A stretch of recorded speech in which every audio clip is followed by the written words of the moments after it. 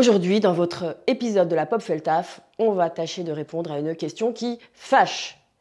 Est-ce que les femmes sont, oui ou non, plus dures que les hommes quand elles accèdent au pouvoir? Et surtout plus dures avec les autres femmes?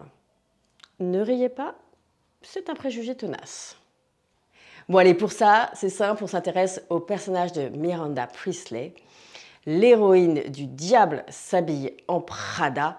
Ce film, vous savez, où une boss horrible maltraite tous ses collaborateurs et notamment sa jeune collaboratrice Andy. Non, on a le droit de dire que Miranda est horrible, hein, parce que elle est humiliante, elle est méprisante, elle traite les autres comme ses esclaves, elle fait des caprices et elle menace de virer les gens s'ils ne sont pas satisfaits. Elle est littéralement tyrannique, odieuse, blessante. Elle a absolument tout pour se prendre en retour de bâton une fournée de plaintes pour harcèlement moral. Alors sa plus jeune collaboratrice, Andy, on va la voir évoluer au cours du film. Alors au début, en fait, elle va subir péniblement. Et puis, petit à petit, elle va se dépasser pour pouvoir satisfaire les caprices de sa patronne. Et puis, au bout d'un moment, elle va adopter les mêmes comportements qu'elle, devenir snob, méprisante et volontiers humiliante, faire des remarques sur l'apparence des autres, etc. Cette histoire de Miranda et d'Andy, elle convoque un vieux récit collectif, celui de la reine des abeilles.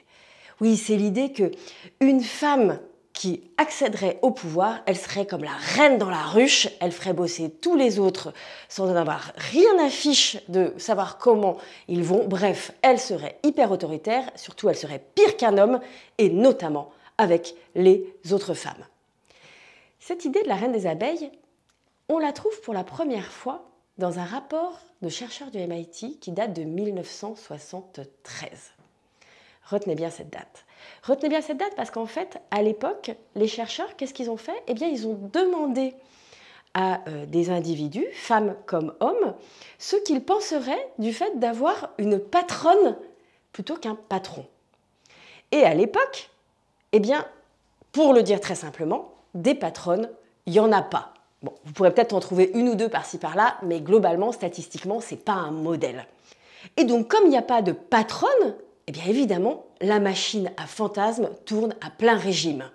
Et elle s'appuie sur toutes sortes de stéréotypes, à commencer par celui que le pouvoir et l'autorité viendraient naturellement aux hommes, alors que ce serait artificiel et donc volontiers surjoué chez les femmes.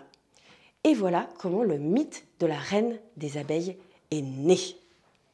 Bon, aujourd'hui, on ne dit plus que c'est tout simplement parce que les femmes sont davantage faites pour la soumission que pour le pouvoir, hein, ça c'est pas politiquement correct, mais on va volontiers chercher des explications psychologisantes, comme le fait que les femmes qui perceraient le plafond de verre en auraient tellement bavé au long de leur parcours qu'elles se seraient endurcies le cuir et qu'elles seraient devenues de vraies peaux de vache.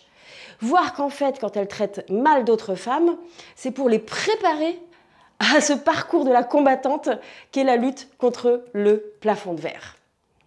Ça mérite quand même d'être regardé avec un peu plus de rigueur. Et précisément, des chercheurs, il y a quelques années, ont interrogé les femmes qui ont des postes à responsabilité sur la façon dont elles ressentaient les injonctions faites au leadership féminin. Et là, elles ont fait part du fait que c'était en permanence l'injonction paradoxale. C'est-à-dire qu'il faut à la fois se légitimer en tant que boss en adoptant des codes qui sont réputés des codes neutres, mais qui sont en réalité des codes masculins du pouvoir, la capacité à être froid, autoritaire, savoir trancher, prendre des décisions même si elles ne font pas plaisir, et de l'autre côté, les codes dits de la féminité, qui, eux, font que l'on attend des femmes de l'empathie, de la conciliation, de la capacité à prendre en compte le temps long, à prendre en considération les affects des uns et des autres. Et bien tout cela, il apparaît que c'est facteur de stress pour les femmes dirigeantes et que l'appréhension de ce stress peut même en décourager certaines d'accéder à des postes à responsabilité. En d'autres termes, le mythe de la reine des abeilles est en soi facteur de risque psychosocial pour les femmes dans leur parcours de progression professionnelle. Alors bien sûr, il y a des femmes qui pratiquent le harcèlement, le management toxique, les relations de piètre qualité. Et puis, il y a des hommes aussi. Et pourtant, nous avons tendance, tous autant que nous sommes, du fait même que nous sommes habités par des stéréotypes, à vivre plus mal le fait que ça vienne de femmes que d'hommes. C'est un mauvais réflexe. Il est indispensable, si l'on veut bien traiter les situations de harcèlement, de se débarrasser de nos biais cognitifs et tout particulièrement de nos biais genrés. Encore une fois, il ne s'agit pas de défendre des femmes, il s'agit de traiter efficacement, utilement et durablement les situations de harcèlement pour ce qu'elles sont, à savoir des risques psychosociaux qui font du tort aux individus, aux collectifs et aux organisations.